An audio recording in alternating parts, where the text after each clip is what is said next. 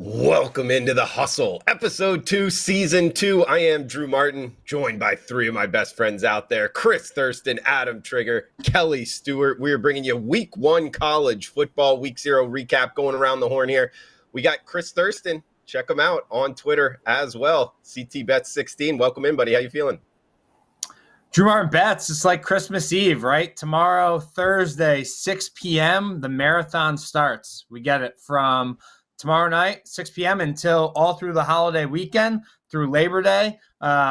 Finishing things off is Clemson, Georgia Tech on Labor Day, 8 Eastern. It should be an awesome weekend. Week 1, college football is finally here. Couldn't think of a better way to kick things off with you three assholes. Yeah, the night before it all starts. And Kelly Stewart, of course, you guys know her on Twitter, at Kelly in Vegas. Find her on WagerTalk YouTube channel. Bet on it as well. Kelly, how's your Wednesday going? Well, I didn't appreciate getting called an asshole by Chris just to start the show. I mean, I know that I'm the biggest asshole on the show, but I didn't need to be called that. Yeah, life's really good. I just did 3 episodes of Bet on It. Tonight we're going to have out the college football edition, the NFC preview, and the AFC preview. I don't know how the hell Joe and I made it here on time, but we're here. I'm running on fumes, and I cannot wait to be mean to Trig for the next 45 minutes. Speaking of Trig, follow him on Twitter, at TopFlightSI. Trig, welcome in, man. What's going on, Drew? Kel, I wouldn't want it any other way. And, I guess I'll just remind you at the top of the show that last week you gave me shit. I said the Bills were my play to win the Super Bowl. And then Jay Cornegay didn't even have volume, but he was so in agreement with me that he took the time to write out a little sign just to let you know that. Probably my favorite hustle moment to this point. I don't know. That's like top 3. I literally forgot we even did a show last weekend. I was so exhausted from coming back from Vegas, just completely depleted. Did a couple other shows. I completely forgot we did a show last week. And thank you for reminding me. Jay Cornegay is the best. Is he joining us today, Drew? Next week. He couldn't make it today. Yeah. But we have a guest today, or we don't have a guest today? Because I know Chris Thurston wrote this beautiful rundown, but I have not had 30 seconds in my day to read it. I used to get yelled at for not reading the rundown. I read it cover to cover work twice. For a living, Trig. We can't all be professional handicappers. I basically work for you, so I don't know what that,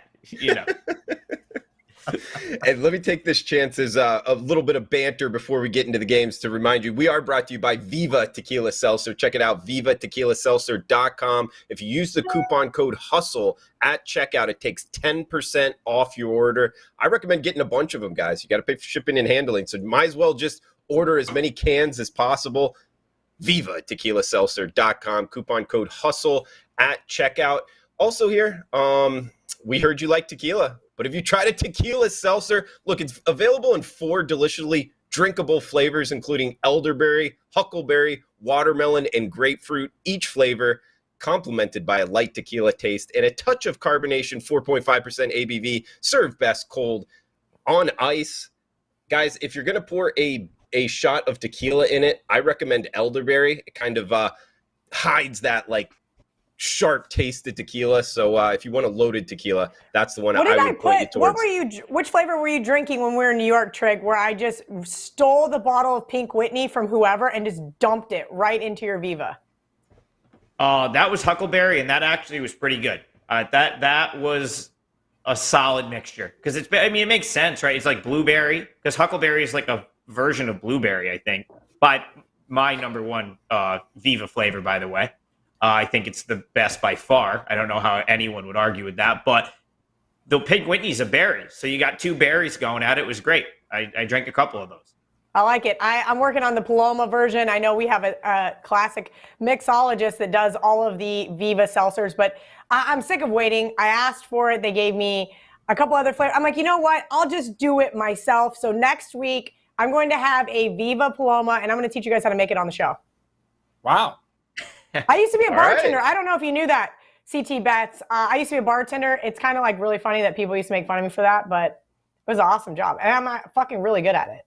Weird. I did know that, Kel, and let it be known, CT Betts was a bartender since he was 18 and just hung him up about 5 years ago. So I'm right there with you, babe. Where did you bartend at, Kelly? Oh God, all over Vegas. Are you kidding me? You have to see, this is the thing. If you're not a good bartender, you're a cocktail waitress, right? And I made the mistake of when I got to Vegas, I'm like, yeah, I'm a great bartender. And then I get behind the bar and I just crush it. And then I realized, wait, those girls out there in the high heels get to sit at the table and pour out of a bottle and just hang out, and they make twice, if not 3 times the amount of money I'm making. I'm behind this bar just getting demolished. So I just started lying. I was like, oh no, I don't know how to bartend. Oh, wow. I wonder why it works like that. Yeah, most restaurants, you make more behind the bar than you do as a server. Not in Vegas. Well, not when you're doing bottle service. Come on, Grey Goose, $600 a bottle right there. Yeah. 20% tip, auto grat. That's $120 in your pocket. I mean, yeah, you got to tip some other people out, but it's just basic math at that point to know that those girls are going to make more money. Like it. Kelly in Vegas, bringing the heat behind the bar in Las Vegas. Hey, we do have a week 0 recap here, Trigger. We doing a recap section, or are we just getting into the big game breakdown? No, we got a big recap section, Drew, because we got to announce our contest winner. Guys, I mean, got to listen to the rules, okay? We had 3 people pick Northwestern money line, which is great because that was the contest. Pick the biggest upset winner outright of the weekend, and that was Northwestern. But only one guy gave us a total, and the rule was the tiebreaker was the total of Vandy Hawaii. So Bobby Arnett at Bobby Arnett 2. Happy he won because I know he watches, like a loyal listener. He's been watching since like the first show. He had Northwestern money line and a total of 50, but he was the only one to pick a total. So he didn't need to beat anyone else, although he did get pretty close. I think he was only like 9 points off of the total. So he wins a 4-pack of Viva and some Hustle Pod merch. So Bobby, we'll DM you probably at some point this week, but if you're watching right now, just shoot us your info and we'll get that out to you. Drew, also, we got to recap the big game breakdown section last week, which completely swept. Everyone won their big game breakdown. CT Bets, I mean, that's really got to be the first hula of the season because he gives out Northwestern and it wins outright as like a 2-touchdown underdog. Kelly in Vegas piggybacked that and said that she liked Northwestern as well. And then, Drew, both of our preseason football plays won. You had Raiders Pats under, went under easily. I think it was a 23-6 final. And I gave out the Dolphins, and they won by like 100. Probably the biggest blowout of the preseason, I believe, 48-10. You don't see 48 points scored by one team in a preseason football game very often. 48-10, the Dolphins won that game. A sweep of the big game breakdown. And I guess I'll just kind of throw out here none of our best bets were bets for week 0 last week. CT Bets gave LSU -3 out. We'll recap that at the end of the show as well. And of course, as I reminded Kel already, my best bet for the show was the Bills +650 to win the Super Bowl. And you know what? I can basically bring that up every week because I've got like 18 weeks for that to me to know if I'm winning that or not. So I'll just keep bringing it up. Here we go. You ready to listen to that? Each and every episode here, season 2. CT Bets. Hey, we swept the board, man, in big game breakdown last week. It's a tough follow. What do you got for this week? What's on your mind? Yeah, Drew. So we'll go right to my big game breakdown. I tweeted this out last night. This is a game that goes tomorrow night, Thursday, kicking things off in the Big Ten. It's Penn State at Purdue. And I'm on the Purdue Boilermakers here. I think Kel feels the same way. I'm kind of high on this team this year, Drew. I think they're going to battle hard all year long. I think they have actually a good shot to win the West. I kind of think it's wide open there over in the West. They have enough talent, depth, experience to do just that. Drew, this really just comes down to a coach I respect in Jeff Brom versus a coach I have very little respect for in James Franklin. He's had a decent record in his 8 years down there in State College, but I don't want to sound like an asshole, but he's kind of fucking brain dead like Scott Frost. So many games, and the play calling is absolutely atrocious. Purdue's coming off a 9-win season last year. Drew Martin Betts, its highest since 2003. They get back 6 on offense, 9 on defense, but more importantly, they get back the trigger man, Aiden O'Connell. he's going to be back. He could thrive. He's got some of these wideouts. They're young players, but they could step up. They do lose David Bell to the draft, but they get back big tight end Payne Durham. And we see that big tight end play a big role out there in these Big Ten games, Drew Martin Betts. And I think Payne Durham is going to be a big factor in this game. Aiden's going to be able to give him the rock, and he's going to be able to get some yards there. The defense is loaded, returning with starters there. Penn State brings back 6 on offense, 6 on D. They bring in some new talent there. I just think they're a few years away, and I think they need to get rid of Franklin here. So Ross 80 Stadium will be rocking Thursday night in West Lafayette. Drew Martin Betts, I'll be on the points with Purdue plus 3.5. And like Kel likes to say, I'm betting the money line as well, Drew Martin Betts. Purdue plus 3.5 for my big game breakdown. The Boilermakers plus the points. I like it. Great breakdown from CT Bets. Kelly in Vegas, did you have one you wanted to break down for big game breakdown? I'll keep it quick. This is just a play because it's Thursday night, right? Like, I'm so chomping at the bit. And normally I show a lot more discipline. I am on Purdue with CT Bets, but I'm going to add a little to it. And it's because there's not a lot of big dogs this weekend, at least not a lot of big dogs that I think are going to win outright, right? Like, I'm not looking at those 30-point plus underdogs like Trig thinking UTEP can beat Oklahoma. That's just a joke in our group chat. Sorry. I asked the guys, I sent him my list, and he goes, why isn't UTEP on your list? And I go, I don't know, Trig. I didn't think that they could win in Norman. My bad. I get it. You like the points. That being said, I'm going to look towards going over to Pittsburgh, right? No Kenny Pickett. I understand.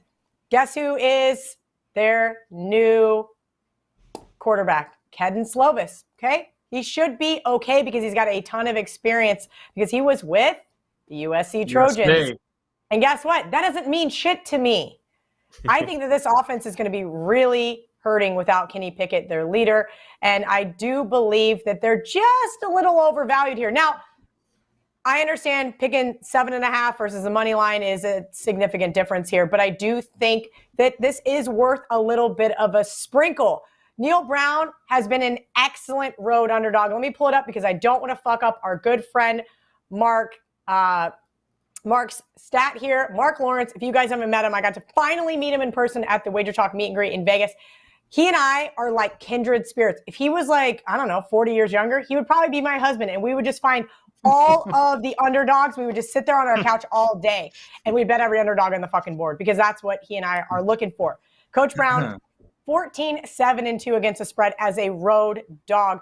I like what Neil Brown is doing, and yes, it's taken a little bit of time here, but they also have a transfer quarterback in JT Daniels. Not saying he is going to be some prolific guy in West Virginia, but I'm not counting him out just yet because he has a new offensive coordinator named Graham Harrell. So let's take the Mountaineers plus the points, and I'm going to do something fun just because it's the first week of college football.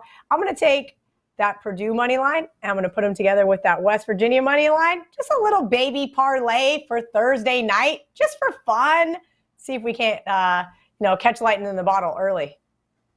Shoot, parlay the money line dogs Thursday night from KIV. I like it. Good breakdown there, Kelly.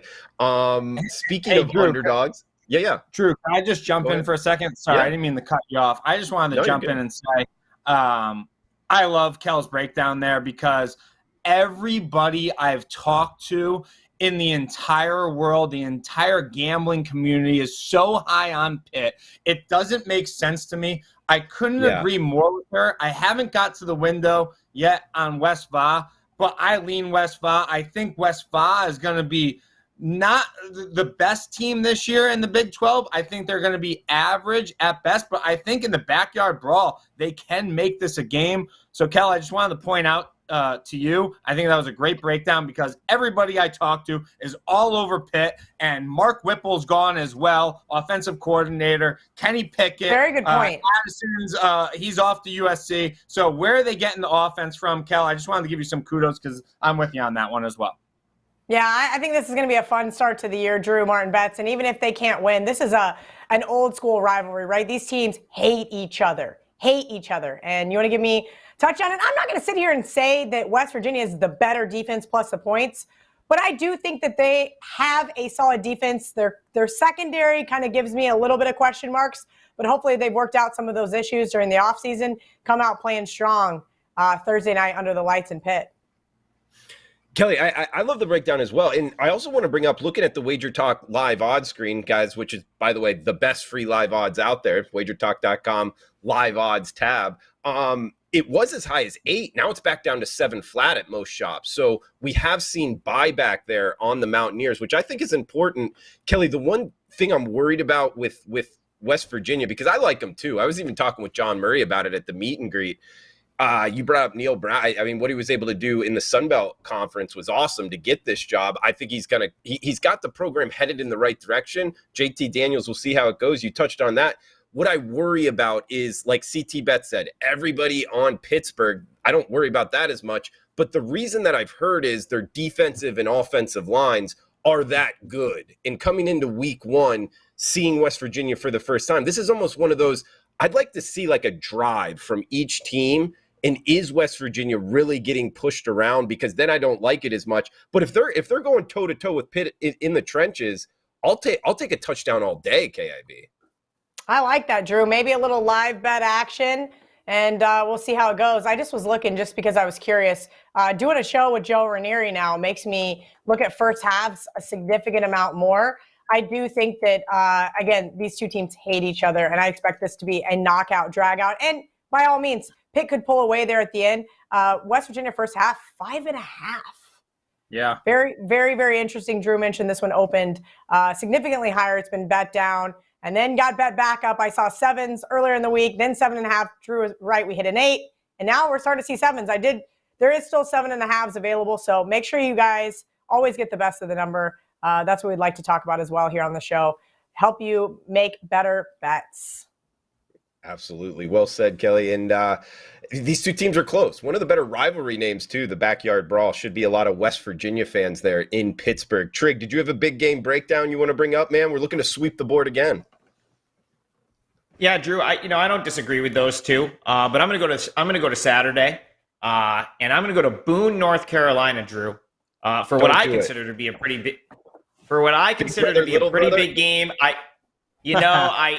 I texted the group chat and I said, is this just ridiculous? Like I talked myself into this one, Drew. I spent all day thinking about it. And you know what really did it for me was when I read a quote and then I realized that last week when North Carolina played Florida A&M, Florida A&M was missing 25 players in that game due to eligibility issues. And they had 7 offensive linemen. And somehow that was a 35-24 game going into the fourth quarter. And then North Carolina kind of pulled away. And Mac Brown, in the post-game press conference, said that was one of the best first games I've ever seen in reference to Drake May throwing 5 touchdowns in his first career start. Drew, that doesn't surprise me because Mac Brown's essentially like a head CEO of sort. He's not like, he's more of like a program ambassador type guy, in my opinion. Like, because most head coaches would have been so pissed off at how the first 3 quarters of that game went that they would have forgotten to compliment their quarterback on a good game. Because that was not a good first 3 quarters of football from North Carolina. And they made that game look like a blowout at the end by kind of they added like 18 points in the fourth quarter. Now they go on the road to play an Appalachian State team that's a veteran team. They've got a veteran quarterback in Chase Bryce, and they should be able to run the ball without much issue here. Like, you go back to last season, the reason North Carolina was so bad was their defense, and then they give up 335 yards to Florida A&M, who was missing like half their team. So I get like maybe they weren't up for the Florida A&M game, whatever. Like they've got some moving parts they should improve. Like, that's fine. That's all fine and good. But they still have to turn around and go play a road game this week against a team that's in Appalachian State. They have their entire offensive line is back, and they've got a veteran quarterback. So they should really be able to kind of do what they want offensively. So unless the entire North Carolina defense just gets on the same page in 6 days, I don't see how North Carolina is the better team in that game. So for that reason, I like Appalachian State plus 1.5, and I wouldn't be that surprised if it goes off Appalachian State a slight favorite. These games like that are like the kind of like the sharp type game overly, like in this case, scare me a little bit because I feel like I'm not necessarily getting the right number with App State. But man, the more I look at this, the more I think North Carolina's got some work to do, and Appalachian State's just farther along. So I'll take what I consider to be the more veteran team on their home field. I think they get it done. Highest elevation home field east of the Mississippi, Boone, North Carolina. App State plus his points. The market moving Trig's way as well, guys. To finish I'm it up probably here, not supposed to share this, but just because we got done filming Bet on it, I'll tell you this. That is Marco's trap game of the week. So hopefully you don't mush him, okay, Trig? Trig, try not to do that. I mean, I listen. I don't know what like I had a words. Yeah, because I don't mush plays, Chris. I had a. You guys, I forgot to send. Okay, so I have to tell the story really quick about Vegas. The Fade You guys came to the golf tournament and were obviously obliterated along with the rest of us. And Chris did I can't even think about it. Did a Trig impression, if you will. And CT just did part of it, which is kind of a silent Trig impression, but it is the best thing. And so now what I'm going to do, I'm going to text it to Joe. And every single time Trig starts doing what he just did, I'm just going to play Chris's impression of him. That is pretty good. I'm surprised it hasn't made its way out yet because it was pretty spot on. Not going to lie. Kel, every time I say something to him, Drew, and I ask him a question, and he goes, well, yeah. I go, no, I don't want to hear the explanation. I don't want to hear it. Don't tell me it. Just Never mind. I digress. It's a yes or no question. The answer is yes or no. I don't need an explanation. That's it, Drew Martin. That's what happens when you're big time in WagerTalk media now. I mean, he's just over here just crushing. He has to give you an explanation now, Chris. This is just how it's going to work. No more yes or no. I've never given him a yes or no answer, so I don't know. That's not new. He needs to let us know where he really stands. Paco saying you sounding like a mush right now, Trig. Paco Healy in the chat box. Paco. Yeah. I mean, I don't know. I don't know why it would be a mush. I had a good college football season last year. Baseball's going great, so I'd want to be on the side of the game I'm giving out. But maybe I'm being overconfident there, Drew. I don't know. We'll see what you think of my big game breakdown here, Trig. Hopefully you don't mush it. Let's give it to the people. Come on. Hey, and I'm going to correlate this because it's correlated, or I'm going to kind of move this into the futures section too, guys. We're giving out team wins, futures bets to the national championship. This is checking all three boxes, betting them week one, betting them team total over for their season wins, that is, and national championship as well. So throw it out there. Let me know what you all think of this one. A lot of people talking about this game. I've heard it both ways, actually recently more the other way, but Teddy said earlier that a lot of people were on the side I'm on. So, hey, I'm just going to throw it out there. What I bet. Utah, -2.5. You can get it offshore at a prominent book. It's -3 across the board at WagerTalk outside of one global book. Guys, a couple reasons why. Kyle Whittingham, 18th year at Utah, knows the system, the best college head football coach out there, in my opinion. Now, obviously, a lot of people are going to say Nick Saban. I did go to Auburn, so I'm going to give it to Kyle Whittingham. He's going to have him ready to go up against Billy Napier. Drew Martin bats just completely discredits Nick Saban. Yeah, I will not be the head coach for the University of Alabama. Came out of his mouth when he was the head coach for the Dolphins, and look what happened. So people forget about that. We know a lot of these guys lie, okay? And then just because he's completely obliterated your team all but twice since then, I'm sorry. Hey, Gus Malzahn kind of had his number. Gus Malzahn got fired. How many wins did Gus get? 2? 3? I think he was only one game under 500, actually. I think it was 3 and 4, maybe 4 and 5. I'm not sure. Yeah, he kind of had his number. Remember, I mean, the Cam Newton, all those. Well, years, I knew that. Yes. Yeah, the kick 6. But he had 3. I think you're right. I think he had 3 wins over Alabama. Okay. Well, hey, I'll get back Moral to Utah victories. here. Yeah, no. We had their number a little bit, but Yeah, guys, Utah Saturday night. It's the one team in the Pac-12 I really don't worry about, offensive and defensive line. The way they've recruited, they got the weight up front. I don't think they're going to be pushed around. Something I worry about, with Oregon traveling to play Georgia, kind of that same feel. But I think Utah is going to be able to hold their own in the trenches, coaching, returning the quarterback. This is a team that pushed Ohio State to the limit in the Rose Bowl. They return a bunch, offense and defense. And the Gators, look, I think they're going to be good. I think it actually, the schedule spot favors Utah catching them early here, even though Florida's at home. They also have 25 players from the state of Georgia, state of Florida, and state of Alabama, plus the state of Hawaii. I say those four because humid, hot temperatures, I don't think it will affect them all that much with their roster. Now, let me transition into the next section of the show. That is season win totals with Utah, and I'm going over 9. When you look at their schedule, first off, I think they're going to beat Florida right out the gate. They got SDSU, who they lost to last year. Think they're going to recover there. Arizona State, hey, they'll likely be favored in that one as well. Oregon State, UCLA, USC is the one where they might not go off as the favorite, but it is in Salt Lake. Then they got a bye week before Washington State, Arizona, Stanford. Oregon, they might not be favored depending how the Ducks' schedule goes this year. And then at Colorado, who seems to be down this year. To get 3 losses out of that schedule, I don't see it. I think they go up and over their season win total of 9. So that's Utah week 1, season win total of 9, and 80-1 to win the national championship. And you better get on that before Saturday night, because if they do win week 1, it won't be 80-1 anymore because of that schedule in the Pac-12.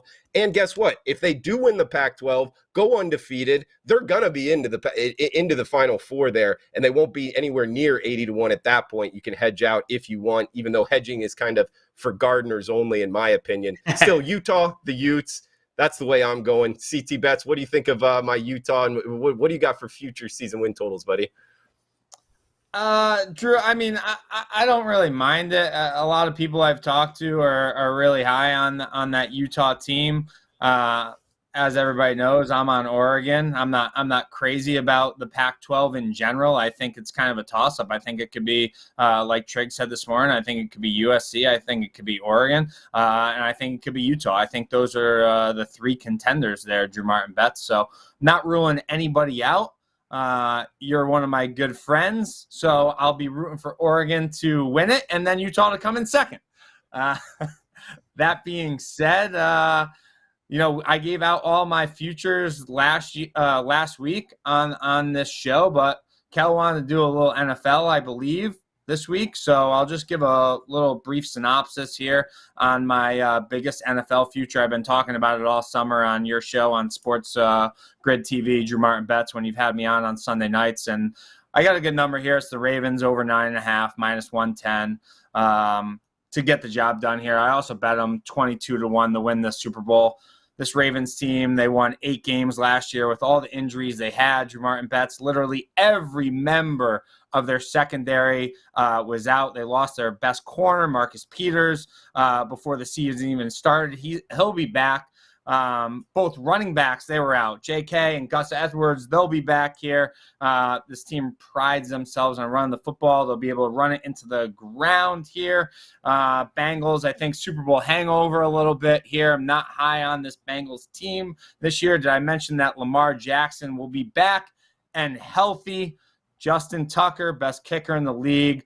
John Harbaugh, these guys love him. They absolutely love him. They showed how much they love him with all the grit and the fight they had last year, losing those games at the end of the year. Remember all those overtime games, all those close games they battled with the Rams. I don't know if anybody remembers this. CT was on TV, NBC Boston. CT gave out the Ravens getting the points. The host looked at me like I was friggin' crazy for giving out the Ravens getting the points. He couldn't believe it. And I told him the Ravens were going to cover. Well, they just did cover that game, Drew Martin Betts. They almost won it outright. Patrick Queen, one of the best inside linebackers in the absolute league. Love them to get over 9.5, Drew Martin Betts. I think that's a really good bet. And I know it's juiced a little bit right now. And I don't mind laying the juice, Drew, if for all the listeners listening right now. If you get over 9.5, juiced a little bit, I'd lay it and I'd take a shot. I think it's 20-1, 19-1 right now to win the whole thing. I think it's a decent bet. I think they'll be a playoff team and right in contention all year long, Drew. At CTBet16 on Twitter, bringing the heat there with the season win total. Trig, did you have a season win total you want to throw out, a future at all? Yeah, I'll start. I just want to. Well, I was going to say at least Chris has such a huge number that he can hedge out when they play, eventually run into the Bills, your future AFC champions. But Drew, as far as Utah's concerned, I texted Chris. I talked to Chris this morning, and he, as he mentioned, I think USC is winning the Pac-12. I see cracks with those top teams. What? And for whatever reason, listen, I think USC is going to win the Pac-12. You can write that one down too, Kel, your little notepad. I think favorite. USC is going to win the Pac-12. I think they're going to win the Pac. Yeah, but no one is this. Usually they're like everyone's kind of, piling on them. And now it's like all I hear is Utah, Oregon, like all these like kind of what I consider trendy picks. And no one's really talking about USC. So I like USC to win the Pac-12. But as far as your Utah-Florida game is concerned, like I don't have a huge opinion there. I'm not overly high on Florida. So like Chris said, I'll root for you there. I can't really disagree with it. And as far as we'll transition to NFL, I like the New York Giants over 7 wins. I started to break this down last week. Kel cut me off. She said you can't talk about NFL right now. So I had all my notes for that last week, and now I can't find them. But what I will say is what I do remember, the biggest point I wanted to make is the Giants play a very, very easy schedule. In terms, they play the work right now going into the season. It's the weakest schedule in the league. And their home games specifically, Drew, are very manageable. So if you're talking now, we've got the extra game. It's a 17-game schedule. If you're talking only needing 7 wins, and I got down on this at 7. It might be 7.5, but still, if you're talking only needing 7 or 8 wins, and your home games are winnable, and your division is the Commanders and the Eagles, and even the Cowboys, who the Giants always play tough, I really think they get to. I think they could be kind of a surprise team that goes 8-9 or even 9-8 and sort of outperforms what the expectation is. They've been the worst team the last 5 years against the spread. No team has covered less than the New York Giants. So I think the market is just very, very down on them based on what's happened to this point. I like the Daboll hire. I think they're going to play hard, and I think their schedule is very manageable where, and early on it's manageable too, where they could get a couple wins and get hot. And Danny Dimes, man, it's this year. It's really now or never for him. I think he finally plays well, and the Giants have a respectable season. I'll call it 8-9, just in case you have to take the over 7.5. I really think it gets there. There isn't many guys in the NFL playing for more money than Danny Dimes. You know what I mean? Like, he's either going to go into being like a career backup third string and make the league minimum, or he's going to sign for tens, if not hundreds of millions of dollars after a great season. And there's plenty of skill position. They have so many good skill players on that Giants team. It's just they've just managed to misuse talent for years. But I really think they have weapons. If Jones can get the ball to those weapons, they're going to win some games. Yeah, he's in a contract year. We got to give a little shout out here to the chat box. Everybody joining us live. Appreciate all the love here. Please smash that like button if you're liking the content. The Hustle Show podcast going live right here on the WagerTalk YouTube channel, 6 p.m. Eastern time each and every Wednesday. Kelly Stewart, Chris Thurston, Adam Trigger. I am Drew Martin. We got Steve in the chat box, Kelly, saying Gus was 3-5 versus Saban. I think he's right in the 8 years. Yes. So. Yeah, you called that one. A little bit of having Nick Saban's number. Hey, 3 wins over Nick Saban. Not a lot of people can say that. Right. That's than what most people have. Good point.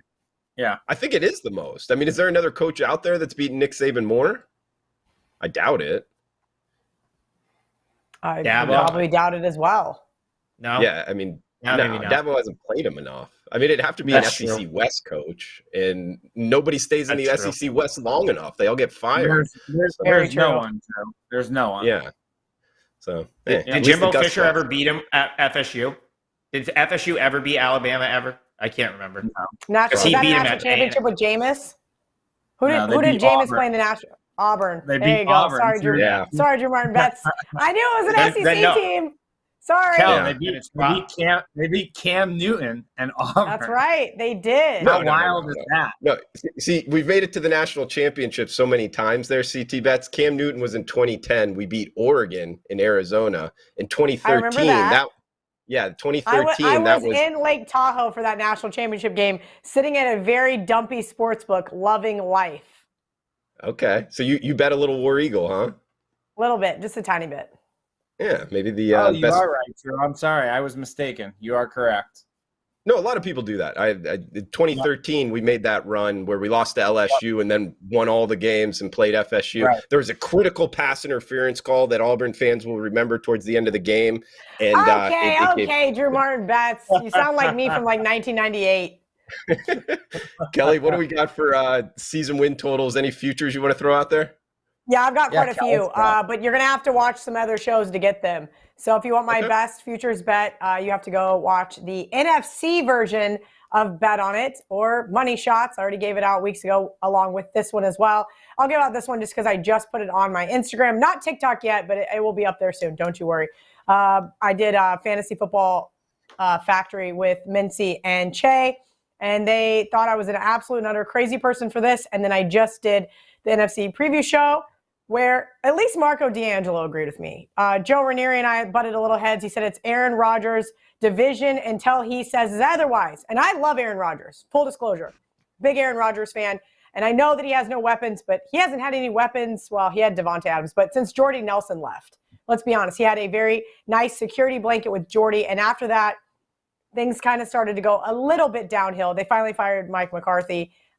I don't think LaFleur is that much more of an upgrade from McCarthy. I think he makes some really dumb decisions from time to time, particularly in NFC championship games. That being said, I do like this Vikings team. I like their win total over. I bet over 9. I bet Dalvin Cook over 9.5 rushing touchdowns. I bet Kirk Cousins over 4,250.5 passing yards. Yeah. This is going to have to be on Kirk. I understand that defense is really good. And oh, by the way, Irv Smith, I just got a text, will be available for game 1. So that is going to be very helpful as well. But you've got a dual threat in Justin Jefferson, and Adam Thielen didn't just fall off the face of the earth because they drafted Justin Jefferson. While he's getting double teamed, who do you think is going to be wide open? And new coach McConnell was Kirk Cousins' head coach in Washington. They have a nice rapport already built there, and I think that carries over. I love Coach Zimmer. You guys know that. Even though he didn't cover very much last year, he kind of killed me there at the end, but he had a hell of a run as a head coach. Turns out he hated Kirk Cousins. Who knew? I never heard that anywhere, and now I found that out. Maybe that's a little chip on Kirk's shoulder, just maybe. But I do think that running game with Dalvin Cook is going to help open up that offense. A good running game, as Marco said earlier, can make a B quarterback, even a C+ quarterback like Kirk Cousins, look pretty good. I like this team to also win the division. I bet them plus 270 a couple weeks ago over the Barstool Sportsbook. It is come down a little bit, but I'm sure that if you like to shop around, you can still find some really good value on the Vikings to win the NFC North. A little bit of Vikings action there from Kelly in Vegas. Reminder, we are brought to you by Viva Tequila Seltzer. Elderberry, if you're looking to pour a shot in there, loaded Viva Tequila Seltzer is my favorite. VivaTequilaSeltzer.com. Coupon code HUSTLE at checkout is the way to go. 0 sugar in those drinks, guys. It helps with the hangover the next day. I know by experience. Follow them on Twitter at Viva Seltzer. Check out WagerTalk.com, guys. We got free plays up for college football and MLB right now. A lot of free information for all you bettors out there. Also the best free live odds in the industry. We got mailbag time, best bet time. Trig, did we have any mail to hit? Any comments to hit here for this show? I thought one can't. Let me just check. I thought someone asked one. I didn't see one before the show. I was trying to just see if there was. Let me go to the Hustle Twitter real quick. And you operate it. I thought, who holds the advantage? All right. Who holds? Never mind. I read that wrong. Listen, Drew, we had one last week too. One of our good listeners asked a question, Drew, and now I can't think of what it was, but it was something to do with line movement about the Northwestern game. I don't know if you recall it, Drew. I remember seeing it, but I can't remember off the top of my head. We said we would answer. It went from like 10 to 13 and a half. The money was wrong, right? Because the money was coming in on Nebraska. I remember the question. He asked if you guys if we try to middle, or if it was ever a good decision to middle, and I said I never try to middle. If I've got a good number, I'd rather have the books in that spot and I'd ride it out. But the only time I would ever middle is if I was trying to hedge off because I got like news about the other side. So that was the question, and that was my answer. I don't know if you guys had the same answer, but that was the question. Trig, I'm the same with you. I think it's too much work. My two good friends, Dan Lifshatz, middles all the time and scalps. I think it's too much work. I don't have the time to do that. If I have a good number, I stick with it. And if I hear news the other way, I'll get off of it. I think Kel's the same way, but that's my answer. I'm with you on that one, Trig. I mean, for what I do with it, Trig, is the only time I really middle is like in November and December college basketball totals. Like if you hit them at the open, but Drew, that's such like a different. That is such a different animal. Those just get obliterated. If you are there on your phone or at your computer or at the book when those open, they are just a free for all. That is, I think it's a completely different scenario where we're talking about several key numbers in college football. NFL, absolutely. If I caught 3.5 and the line closed 2.5, would I bet the closing line and try to hope the game lands 3? Maybe. If I thought it was really advantageous, not every single game, not every single time that happens. But have I seen people actually take the 3.5 and then the money line with the favorite? Yes, a ton of times. Me, like Chris said, it's a lot of work. It's a lot of work. Yeah. Yep. And you got to be on your toes.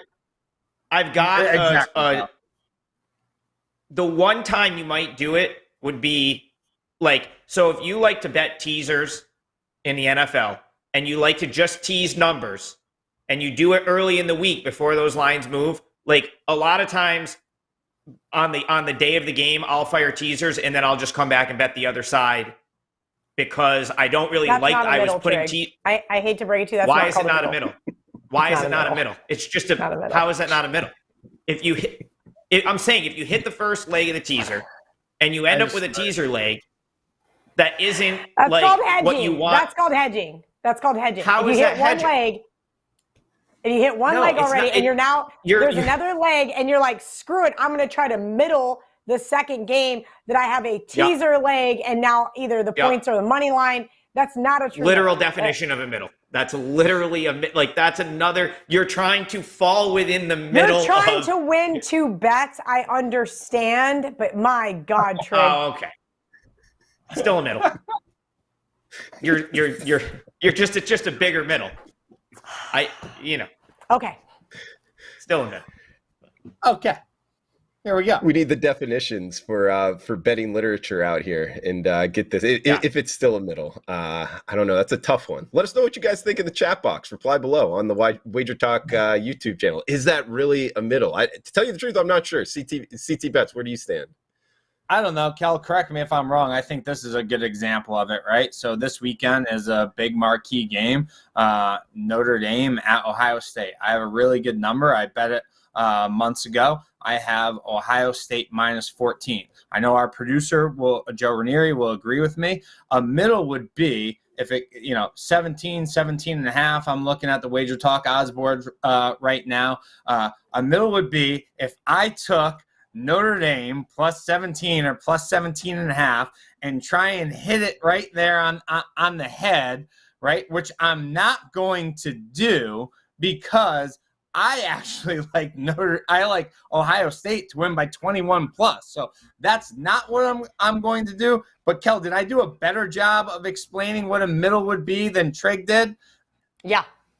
Okay. And that would make sense as a middle. You laid 14. That means if the game lands 14, 15, 16, or 17, and you took 17 and a half, you have a 3.5 point middle. Thank you. I would win both. So all right. Trig, so I'm cutting you off. I love you so much. I've been sitting in front of this camera all day long. Right. And I don't want to argue with you because I love and care about you that much. I very much appreciate that, Kel. Thank you. Kelly, We'll that move was it along. well. Can I start bet? Very, very Do you well want me done. to start best bets, Drew? Do you want me to start Please. best bets? All right. Please. Chris, the reason I want to start best bets is because I'm going to give a bonus baseball best bet. It goes in 10 minutes, so I want to make sure the people get it in. So, and I knew that you would do that, which is why I made sure to include it in the show. It's the Tigers plus 1.5, and it starts in 10 minutes. It's a 4% play for me tonight, so I wanted to make sure that got out there. Nobody should I'm bet it also because gonna- I'm going to bet it and it's going to lose. You guys are welcome in advance. It never And, fails. If I bet Trig's just- play, it loses. Listen, and just because Kel gave us this great foreshadowing earlier in the show, I'm giving out another 4% play of mine, and that's UTEP, plus 31.5 points, and it's going to be my best bet for the show. I lost with UTEP last week, but I don't think that final score against North Texas was reflective of the game that was played. I think it makes UTEP look worse than they are, and they're already coming into this game against Oklahoma as if they have no chance, which I don't think is, I think that's a little bit. The good news for you Go is ahead. Dana Dibble's seen Oklahoma for like 25 years in a row. Right. So Kel gives me a great segue into UTEP's experience, not only with Demmel, but most of their defense is back, specifically their front four. They have a good pass rush. They're just better than a team that should be getting 31 points after having a game under their belt against an Oklahoma team who has a new coach and a new system that could, it could take some time for them to get going. I don't dispute Oklahoma's offense being awesome. They have a ton of good skill players, but they're going to find a way to give up 20, 24 points and probably win this game like 48, 24. Question here. How are they going to cover if they're this offensively inept? How many field goals is Dana Dimmel going to kick for you to cover this game? I'm full disclosure. I think that Brent Venables is going to need a little bit of time with Oklahoma, but Oklahoma should be able to name that score once they get going. Why Cal, not I'm so take glad you asked UTEP that. in the first? Oh, thank God you asked that, Cal, so we could hear a fucking explanation, please. That's right. So what Kel was going to say is why not take a UTEP in the first half, maybe set up like a middle or something like that. But UTEP put up 400 yards of offense last week, and 300 were through the air. They're going to score some points. They're going to cover 31.5, and it might even be 31 or 30. I would bet it now. I think it keeps dropping. UTEP's going to give Oklahoma a better game than the betting public thinks, and they're going to cover the number. I don't disagree with you. Okay. Right. Little minor action. Maybe, you know what, Trig, something that might help you is I bet UTEP last week. I really liked it. And I've been like 1 year early, 1 week early on a lot of bets. So if you bet one of my bets like after I lose on it, it's usually a really good bet. That's like my Super Bowl futures, Drew. Really? Is that what happens? You bet a team to win the Super Bowl, and then the next year they win I had the Bills last year to win the whole thing. I know for a fact they're going to win the Super Bowl this year, and Trig is going to rub it in my face for the next 22 fucking weeks. And the next 22 after that, and probably forever if that happens, yes. I had Sandy Alcantara to win the Cy Young last year, 100 to win 20,000.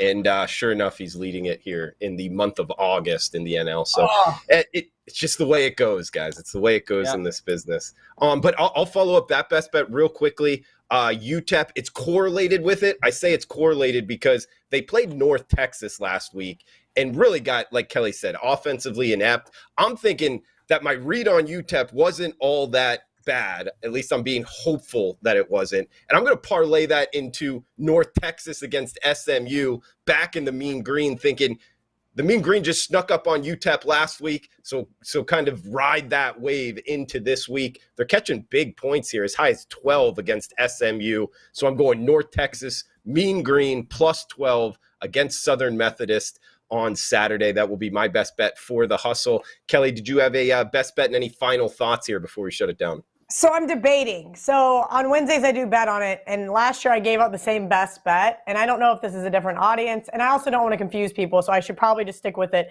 Also, Ralph talked me off North Texas. I needed you to do a better explanation because they're still on my long list for my parlay.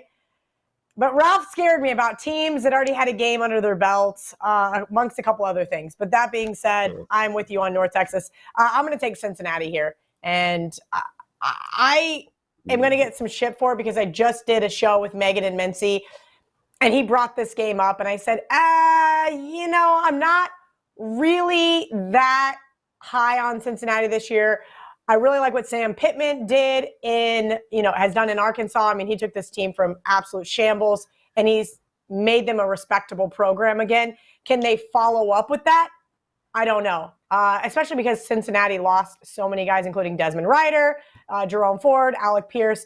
I'm really excited to see what the Cincinnati team can do. I know they're headed to the Big 12 next year.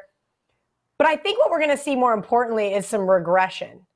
And we're going to see a really solid Bearcats defense take advantage of said regression.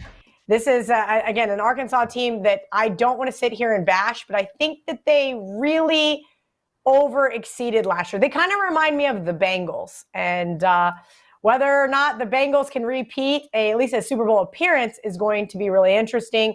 Also from our good friend Mark Lawrence, Cincinnati, in their last 9 games as a dog of 3 to 9 points, guess what? They're 9-0. I love those kind of stats just to give me that little extra nudge that says, hey, guess what? You can take the points, but can they pull off the upset in Fayetteville? I think so. Woo Pig Suey, I think, is going to take a step back this season, and it starts here week 1 with the Bearcats coming to town. Watch out for Cincinnati. Woo Pig Suey might be going down. Watch out there in Arkansas. CT Bets 16 on Twitter. Chris Thurston, what do you got for best bets? Final thoughts. Drumar Bets, I'm going to give a little double whammy here. I gave all my futures out last week. I had a little coming with God last night at dinner. I added one. I'm not going to tweet this, so if you're listening to the show, you get this out, okay? Drumar Bets is a double whammy. I bet last night, pretty big, Clemson over 10 wins, minus 140. And then I'm going to give out my best bet on this show. No, this isn't my style. No, Kel's going to hate it. Can't believe I'm giving it out. But it's Clemson, minus 22 on Labor Day on Monday night. Not sure if anybody knows this, but Jeff Collins is right behind Scott Frost, doing a really, really, really good job over there at Georgia Tech. He's 9-25 in his 3 years. Drew Martin Bets at Georgia Tech. They returned 2 on offense, 2 on defense. Their best player, Jamar Gibbs, running back, he transferred to Alabama. Watch out for him. He's going to be an absolute stud. Their last 2 games last year got blown out, 55-0 to ND, 45-0 to Georgia. I know I was really, really high on this Clemson team last year on this show. Think about it, Drew Martin Bets. I went back and looked at all the stats and everything. This team lost to the national champs the first game of the year, 10-3 on a pick 6. This is going to be the best defense in the entire country by far. Remember Georgia's defense last year? That's going to be Clemson this year. Dabo's. Are you not afraid with Brent Venables being gone? Nope, doesn't make a difference. I love Street. They brought in Streeter, OC, Wes Goodwin on DC. Dabo said the other day he wouldn't be surprised if all 7 of his defensive linemen get drafted this year. Best defense they do have in the the best country. defensive line in the country. I don't know how Georgia Tech is going to score. Drew Martin Bets, it's so not a me bet. I love Clemson to win by 30+. That's my best bet, and bet them over 10 wins. They get NC State at home this year, revenge game. They're not losing that one. They're going to go to ND and win that game. Worst case scenario, 11-1 for Clemson. They get back on the Clemson train that we're all used to seeing. Great breakdown. Hopefully we get a hula after that, CT Vets. I like the breakdown in the defensive line stuff. Georgia Tech, I mean, they're wishing they still had Paul Johnson running the option. They went to the ACC championship 3 times under him, and then they show him the door, and it's been garbage ever since. They might not win 3 games this year, Drew. That's how bad Georgia Tech's going to be, just to let everybody know. They're going to be absolutely atrocious. But doesn't mean they won't cover. This team was good for me last year. I bet them a couple times, including that nice underdog outright winner from them. So hopefully they can at least keep it respectable in, touchdown type situations. But sure, if they get blown out on Monday, I'm with you, CT. I play in a couple different contests, like office football pool type contests, and so there's a lot of stale lines. And I cringed when I did it, but I laid 20.5 with Clemson this morning. Yep. Yep. Great I show. like it, Kel. Kelly, Chris, Adam, huge shout out to the chat box, Brent, Johnny Outlaw, Paco Healy, Bob in the house as well, Raven, Ron, Fortinaw, all you guys, Snacks, Randy, Robert, thank you for joining us live. 6 o'clock next Wednesday as well, right here on the WagerTalk YouTube channel, wherever you're downloading your podcast at The Hustle Show Podcast. VivaTequilaSeltzer.com, guys, check it out. Coupon code HUSTLE at checkout takes 10% off. VivaTequilaSeltzer.com. WagerTalk.com, free plays up and available. Live odds tab. We're talking about these line moves, guys. Check it out. Live odds, WagerTalk.com. For Kelly, Stewart, Chris Thurston, Adam Trigger, I am Drew Martin. Best of luck with your bets. We'll talk next Wednesday.